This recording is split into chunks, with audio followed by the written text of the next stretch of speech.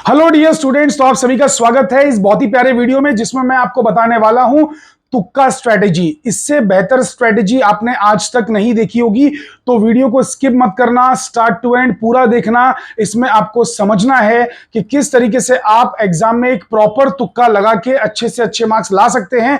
तो ये वीडियो वैसे तो सभी के लिए है, लेकिन खास करके उन बच्चों के लिए है जिन्होंने अभी तक ध्यान से बराबर पूरी पढ़ाई नहीं की है, डिटेल में पढ़ाई नहीं की है, हल्का फुल्का पढ़ा है, लेकिन फिर भी वो चाहते हैं कि थोड़े अच्छे मार्क्स आ जाएं एग्जाम में ताकि उन्हें एक अच्छा सा कॉलेज मिल जाए।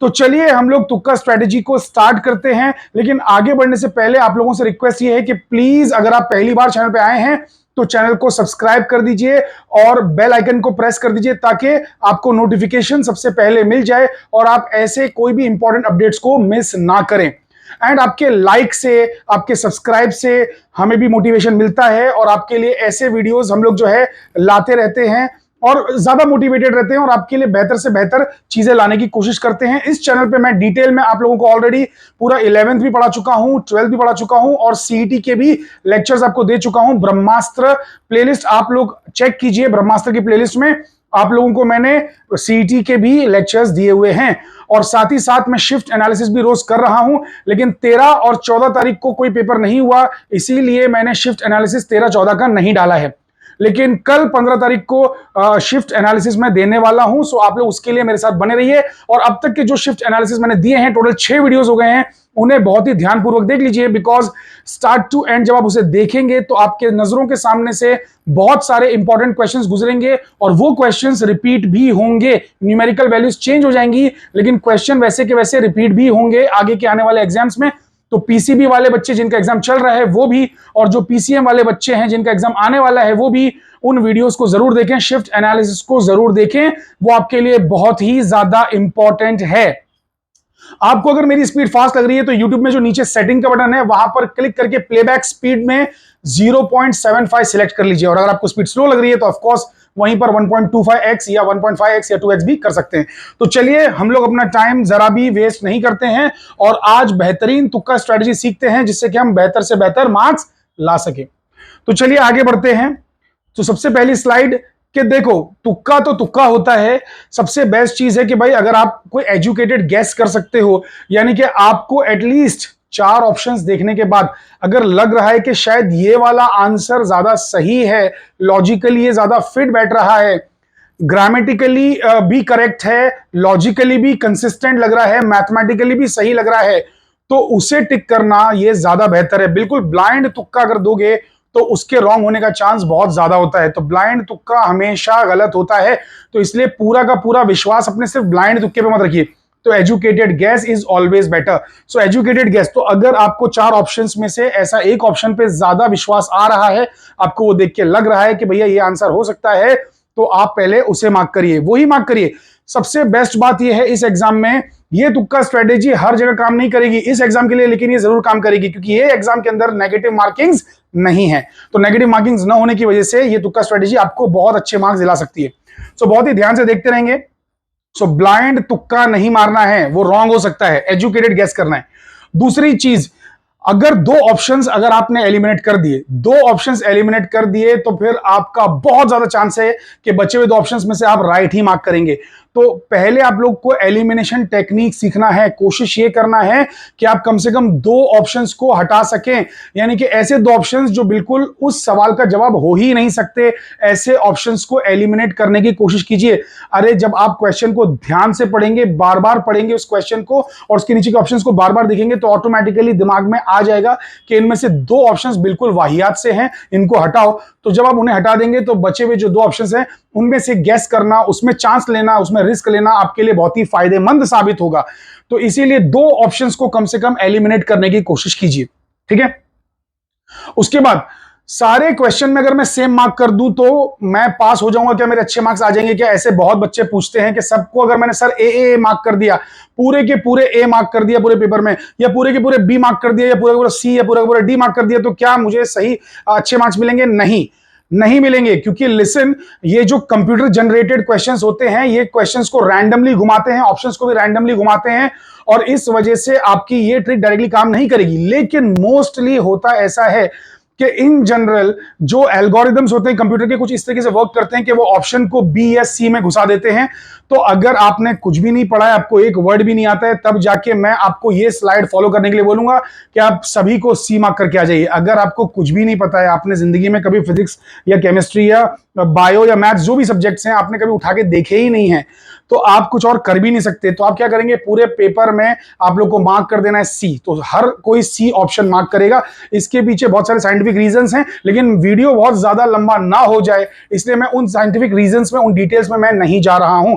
लेकिन आपको अगर ऐसा करना ही है कि आपको बिल्कुल आंख बंद करके मार्किंग्स करनी है, तो सी ऑप्शन सब पूरा का पूरा पेपर में मार्क कर दीजिए। तो सी ऑप्शन को ही मार्क करके आ जाइए, ठीक है।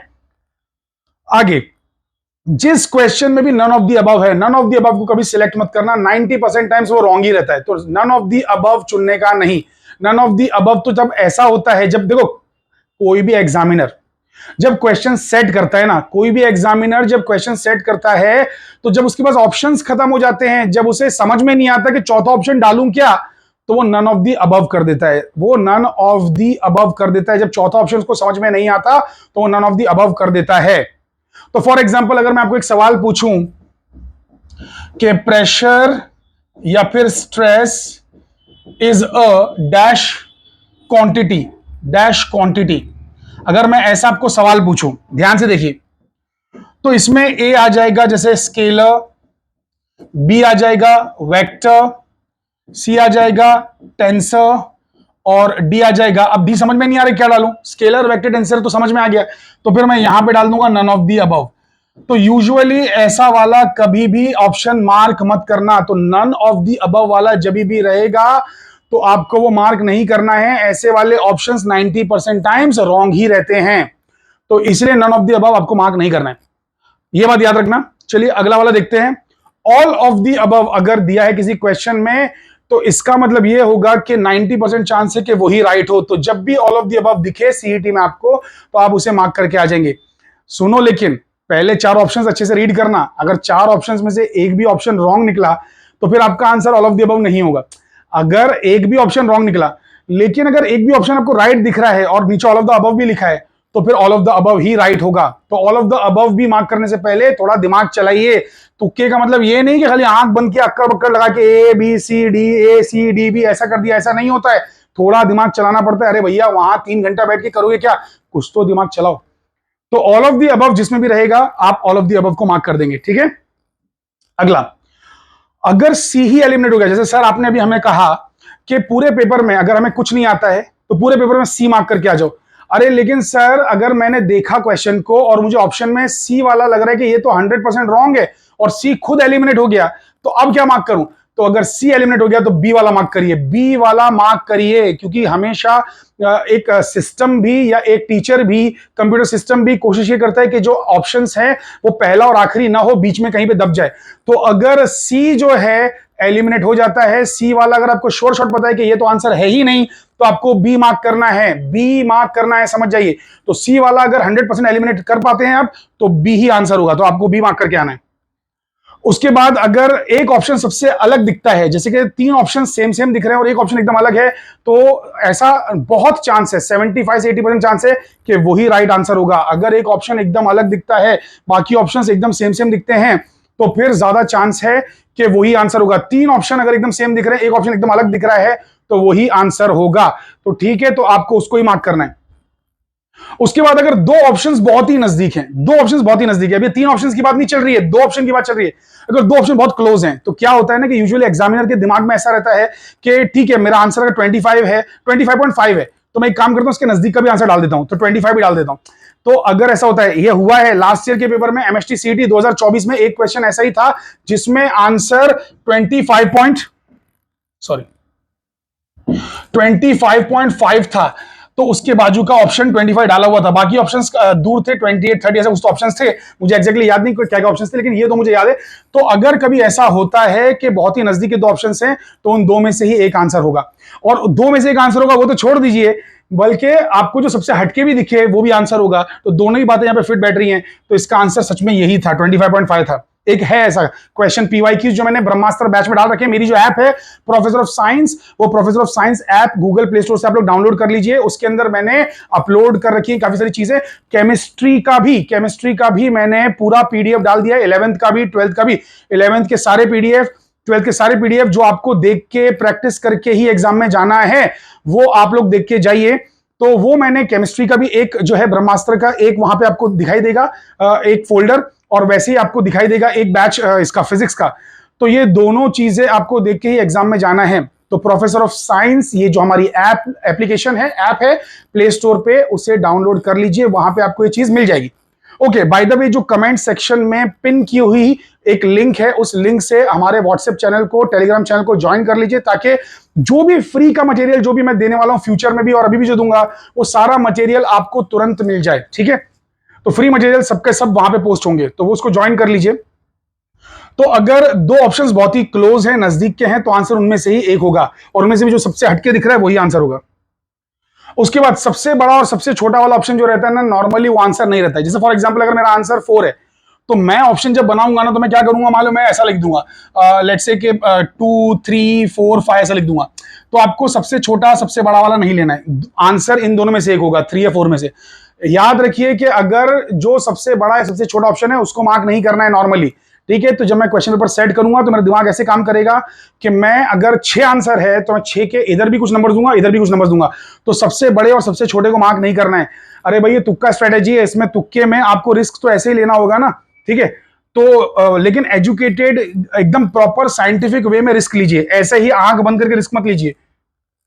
उसके बाद और कुछ बचा नहीं है बोलने के लिए। तो बेसिकली आपको जितनी मैंने स्लाइड्स दिखाई ये आपके लिए सफिशिएंट है। ये जो एग्जाम है सीईटी का, इसमें आपका अच्छे परसेंटाइल आना चाहिए। अच्छे परसेंटाइल आएंगे तभी आपको अच्छा कॉलेज मिलेगा, अच्छा कॉलेज मिलेगा तो अच्छे टीचर्स मिलेंगे, उस कॉलेज में अच्छा प्लेसमेंट होगा, और अच्छा प्लेसमेंट होगा तो आपको अच्छी जॉब मिलेगी।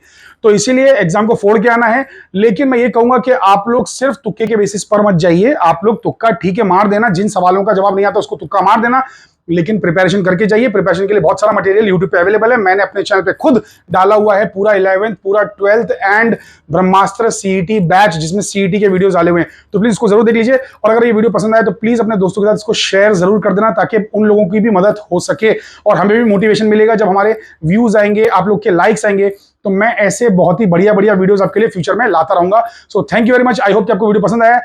Bye bye, take care and sayonara.